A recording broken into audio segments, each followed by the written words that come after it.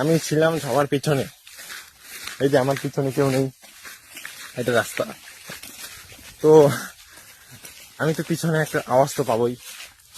একটা আওয়াজ পাইলাম আমি, কি জানি না কি পড়লো, হ্যাঁ ঠাকুর ভাঙছে একটু জানি না। পিছনে যে বুয়ো অনেক ভয় লাগতেছে।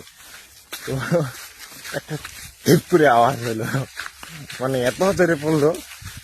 আমি এদেরকে পুরা এরা তিনজন যে আছে এদেরকে আমি পুরো ধাক্কা দিয়ে ওইদিকে চলে গেলাম। হ্যাঁ, তো আগে ওই ভিডিওটা বানাই নাই, মিস হয়ে গেল। ক্যামেরা বন্ধ করে দিছি ওই টাইমে। তো এত পরিমাণ ভয় লাগেছি, আমি সবার সামনে চলে গেছি। আর ওরা পুরা ভয় পেয়ে গেছে। ওরা আমার সাথে সাথে ওরা দৌড় দিচ্ছে। আমি খালি তো কিছুক্ষণ আগে দৌড়িয়ে দেখি, তাহলে দাঁড়া শুনি যে কি আওয়াজ করলো। হ্যাঁ, তো দেখি, তারপর কিছু না, একটা পচা গাছ পড়ে গেছে ভাঙিয়ে ওইটাই।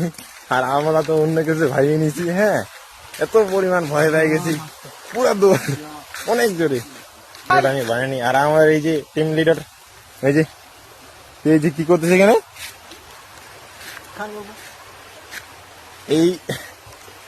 এই জলটা বরফের মতো ঠান্ডা, আর এ বলতেছে এখানে বলে স্নান করবে।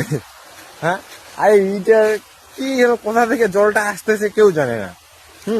মানে এটা যদি চুলকায়, এই সিস্টেম চুলকাওয়া, মানে চুলকাতে পুরো চাম উঠে যাবে, তাও আর চুলকানি শেষ হয়ে যাবে না এরকম। তো ভাই ব্লগটা এখানে বন্ধ।